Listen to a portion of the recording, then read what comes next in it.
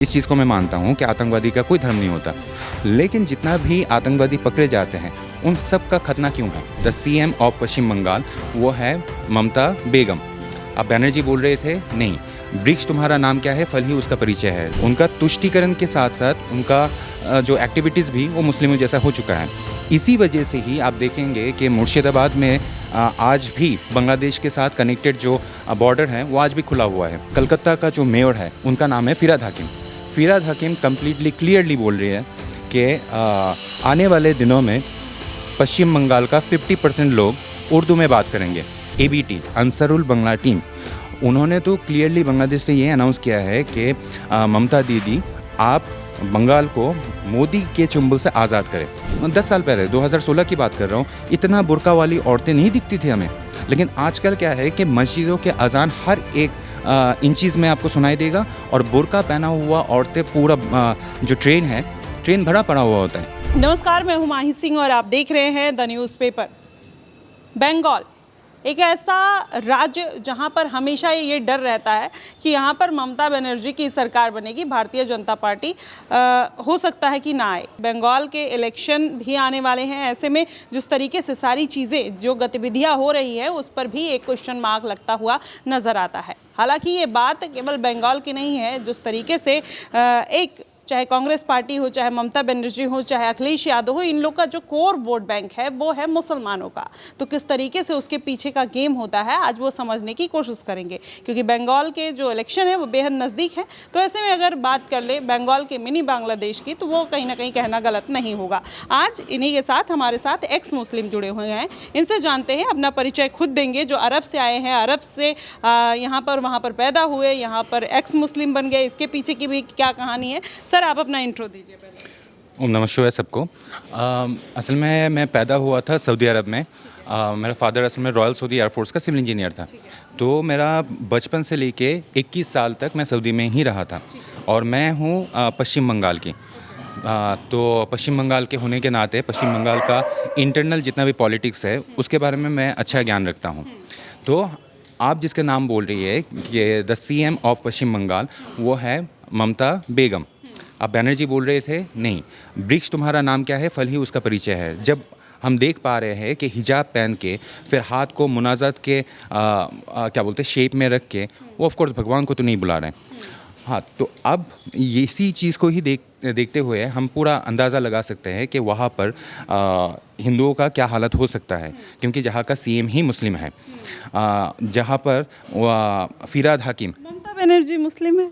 Of course हरकतों से ही हम उसको जज करेंगे, क्योंकि उनका जो इफ्तार पार्टी में जाना, वहाँ पर जाके ब्राह्मण होके भट्टाचार्य ब्राह्मण, तो वो ब्राह्मण होते हुए हाथ को मुनाजात के शेप में जब वो अल्लाह को बुला रही है, ला इलाहा इल्लल्लाहु मोहम्मद रसूलुल्लाह पढ़ रही है, of course she is a Muslim. तो इंडिया इज़ डाइवर्स कंट्री, हो सकता है कि वो एक सेकुलर होने का एक वो दे रही हो मैसेज। अगर सेकुलरिज्म धर्म के आधार पे होता तो मुझे कोई दिक्कत नहीं थी, लेकिन Islam is not a religion, it's an Arabian imperialism doctrine. ये मैं एक्स मुस्लिम होते हुए और सऊदी अरब में पैदा हुआ एक एक्स मुस्लिम जो 3 बार हज किया था।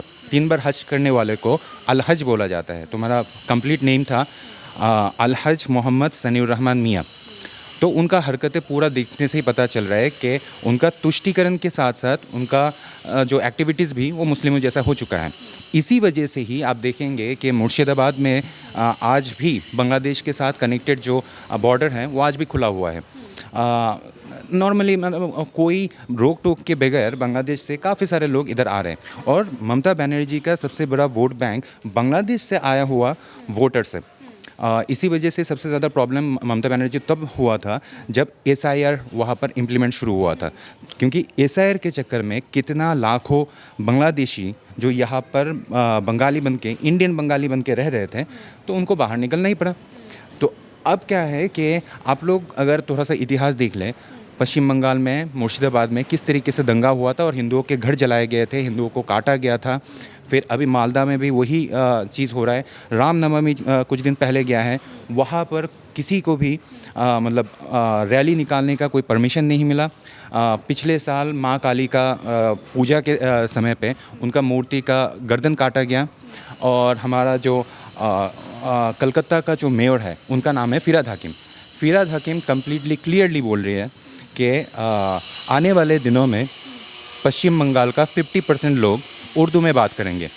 तो इस पश्चिम बंगाल को बांग्लादेश बनाने में बहुत ही मदद वहाँ के लोकल लोग भी कर रहे हैं जो मुस्लिम हैं। यहाँ तक कि बांग्लादेश का जो ABT अंसारुल बांग्ला टीम, उन्होंने तो क्लियरली बांग्लादेश से ये अनाउंस किया है कि ममता दीदी आप बंगाल को मोदी के चुंबल से आज़ाद करें। हाँ, क्योंकि वहाँ का मैक्सिमम पॉपुलेशन मुस्लिम हो चुके हैं और ये जो कम्युनिटी है मुस्लिम, ये कहीं पर भी जाएगा, आप लंदन, कनाडा, कहीं पर भी देख लो, वहाँ पर असाइलम लेके जाने वाले कुछ सालों में इतना पॉपुलेशन बढ़ाया है। और उस पॉपुलेशन के बेस पे हर एक डेमोक्रेटिक कंट्री का ये है weak point, the loop hole. वो लोग अपना पॉपुलेशन बढ़ा के फिर जाके प्रेशराइज करते हैं गवर्नमेंट को। आप इतना खुल के इसलिए कह रहे हैं शायद आप एक्स मुस्लिम बन गए हैं, क्योंकि इस तरीके की जब बातें होती हैं तो लोग उसको मानते नहीं हैं। मुस्लिम हमेशा विरोध करते हैं कि जितना सही, जितना इंसानियत की बात और जितना अच्छे तरीके से ईमान के साथ रहता है मुस्लिम, वो और कोई नहीं रहता है। तो ये जो आपने सारी चीज़ें बताई, क्या वाकई में ये डेटा फैक्ट पे ही मैटर करती है? देखिए, अगर कोई भी ये क्लेम करता है कि इस्लाम शांति का धर्म है, मुस्लिम कहीं पर भी रहते हैं वो शांति फैलाने का कोशिश करते हैं, तो आप ये जो प्रेम भाव या फिर शांति भाव ये कश्मीरी पंडितों के ऊपर क्यों नहीं दिखाया गया था?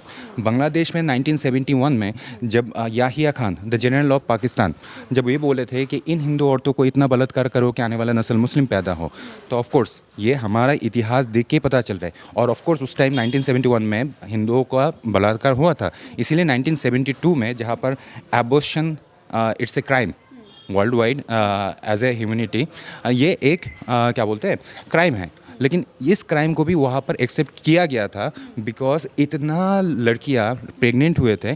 तो जब उसका कोई गार्जियन है ही नहीं, it will be A massacre for that country. तो उसके बाद कलकत्ता में जितना भी पश्चिम बंगाल में बांग्लादेश से हिंदू आते हैं, तो उनको अगर पूछा जाए कि आप लोग भाग के क्यों आए थे, तो वो लोग बोलते थे कि रात को आके हमारा घर से लड़कियों को उठा के ले जाते थे, फिर हमारा मूर्तियाँ तोड़े जाते थे, फिर हमारे घर पे आग लगा के हम लोगों को जला दिया जाता था। और इस चीज़ को कोई अस्वीकार कर ही नहीं सकता। पिछले साल आप लोगों को शायद याद है दीपू चंद्र दास का केस। हाँ, और दूसरा कि ये जो पिछले साल ये 10 नवंबर को जो लाल किला के सामने बम ब्रस्ट हुए थे, इसके पीछे जो लोग थे वो सारे मुस्लिम ही थे। हाँ, अखिलेश यादव की तरह ये लोग क्लेम करते हैं, ममता बनर्जी जैसा लोग ये लोग क्लेम करते हैं कि आतंकवादी का कोई धर्म नहीं होता। ऑफ कोर्स इस चीज़ को मैं मानता हूँ कि आतंकवादी का कोई धर्म नहीं होता, लेकिन जितना भी आतंकवादी पकड़े जाते हैं उन सब का खतना क्यों है? खतना जो प्रोसीजर है ये सिर्फ मुस्लिमों में ही है। तो इसमें पूरा क्लियरली पता चलता है। मुस्लिम मानने से उनको इनकार कर देते हैं कि कहते हैं जो लोग आतंकवादी हैं, दहशतगर्द हैं, वो असली मुसलमान ही नहीं हैं। तो इस पे फिर क्या कहिएगा? देखिए, हम लोग ये चीज़ देखेंगे कि दारू पीने से लोगों को नशा हो रहा है कि नहीं। अगर कोई बोल रहा है कि नहीं दारू पीने से नशा नहीं हो रहा है, हम तो एक्शन देखेंगे ना। जिस तरीके से वो लोग कुछ भी बोल सकते हैं कि नहीं इस्लाम शांति का धर्म है, तो मुझसे पूछ लीजिए कि कुरान का चैप्टर नंबर 9 मतलब अध्याय नंबर 9 और श्लोक नंबर 5, हाँ मतलब ये है सूरह तौबा, उसमें क्लियरली लिखा गया है कि जहाँ पर भी काफिरों को पाओ उसको हत्या करो।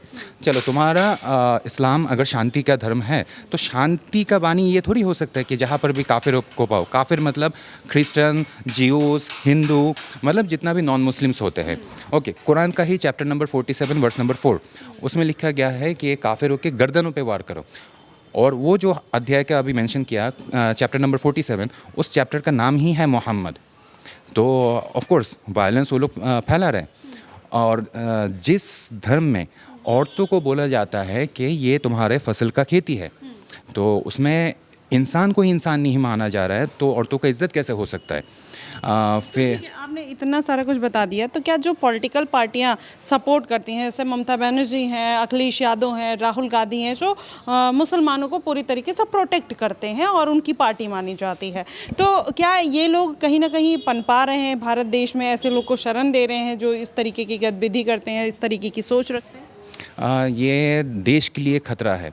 जब तक हिंदुस्तान में मदरसाओं को बैन नहीं किया जाएगा, जब तक कुरान के ये जितना भी वर्सेस है, जैसे कुरान का चैप्टर नंबर 9 वर्स नंबर 5, कुरान का चैप्टर नंबर 47 वर्स नंबर 4, कुरान का चैप्टर नंबर 2 वर्स नंबर 192 193, तो ऐसा काफ़ी सारे वर्सेस है।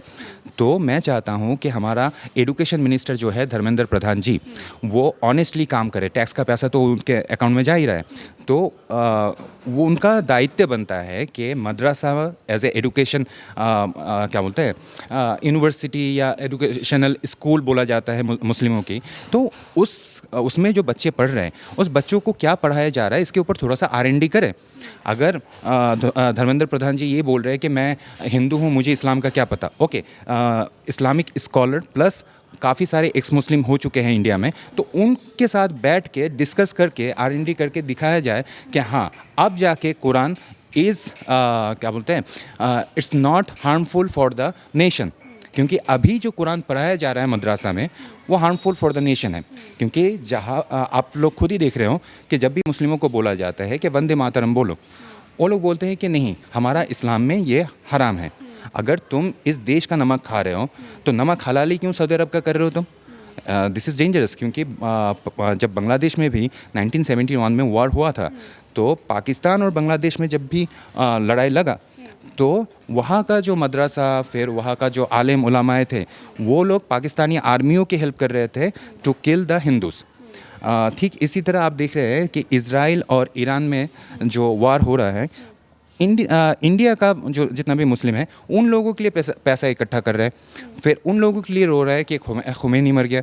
तो आप खुद बताओ कि ये मुस्लिम लोग हमारे लिए खतरे का सिंबल है या नहीं? क्योंकि जब भी इंडिया और ईरान का अगर युद्ध हुआ तो ये मुस्लिम लोग तो हमारे खिलाफ काम करेंगे। स्टार्टिंग में आपने बोला कि बंगाल में राष्ट्रपति शासन लग जाना चाहिए, क्या आपको लगता है कि वहाँ पर सरकार बदलने की ज़रूरत है? ऑफ कोर्स ज़रूरत है। अगर इस बार अगर सरकार नहीं बदला तो आने वाले 5 सालों में ये ममता बनर्जी वो उसको पूरा बांग्लादेश बना के ही छोड़ेगी। क्योंकि मुझे याद है कि आज से 10 साल पहले 2016 की बात कर रहा हूँ, इतना बुर्का वाली औरतें नहीं दिखती थी हमें।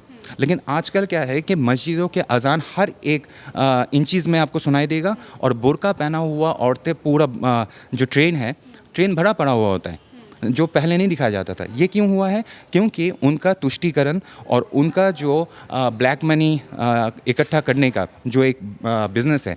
क्योंकि बांग्लादेश से जितना भी मुस्लिम्स आते हैं, क्योंकि बांग्लादेश में तो इकोनॉमी एकदम डिज़ास्टर है, कोलैप्स कर चुका है जब शेख हसीना वहाँ से चली आए।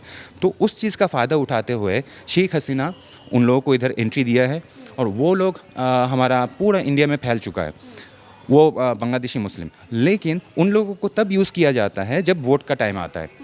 तो हमारा इंडिया का पॉलिटिक्स हैंडल कौन कर रहे हैं? बांग्लादेश का क्या बोलते हैं, पब्लिक। बांग्लादेश का पब्लिक ही यूज़। अभी तो SIR हो गया, क्या लगता है कि इस बार कुछ बड़ा बदलाव देखने को मिलेगा? नहीं, क्योंकि पिछले 14 सालों से ममता बनर्जी ने वहाँ का जो जियोग्राफिकल जो मैप है वो अपने पक्ष में ही करके रखा है। और ये सच बताऊं कि वहाँ के जो बीजेपी है, वहाँ के कार्यकर्ता एकदम सही नहीं है। जो दिलीप घोष है, शुभेंदु है, दीज आर यूज़लेस। मैं बंगाली होते हुए भी मैं बोल रहा हूँ कि दीज आर यूज़लेस।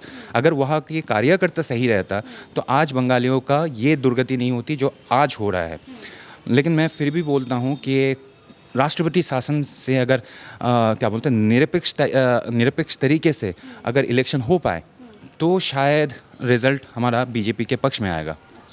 तो अभी क्या बंगाल की जो जनता है वो परेशान है ममता बनर्जी से, या फिर वो भी चाहती है कि जो सरकार चल रही है वो चलती रहे, वही बेहतर है? देखिए, बंगालियों का जो मेंटलिटी है वो फ्री मतलब स्पून फीडेड हो चुके हैं।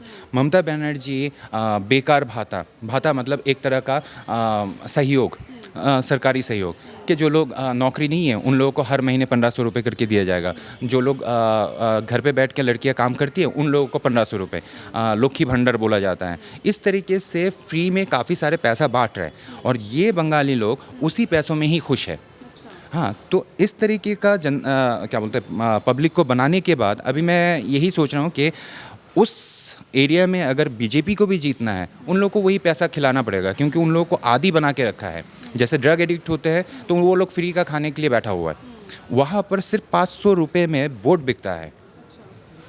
तो अभी आप देखिए बंगाल में इस तरीके से स्थिति है, जिस तरीके से इन्होंने बताया, क्योंकि बंगाल से रह चुके हैं, बंगाल की राजनीति को समझते हैं, और वाकई में अगर देखा जाए डीप लेवल पे जाके तो बंगाल की जो स्थिति है वही सामान्य स्तर पर देखने को नहीं मिलती है। जनता बोलने से डरती है क्योंकि ममता बनर्जी का खौफ थोड़ा ज़्यादा दिखाई देता है। फिलहाल बंगाल की राजनीति को लेकर आप क्या कुछ सोचते हैं, आप क्या कुछ मानते हैं, आप हमें ज़रूर बताइएगा। फिलहाल के लिए बस इतना ही। देश और दुनिया की तमाम खबरों के लिए हमारे साथ बने रहिएगा द न्यूज़पेपर पे। धन्यवाद।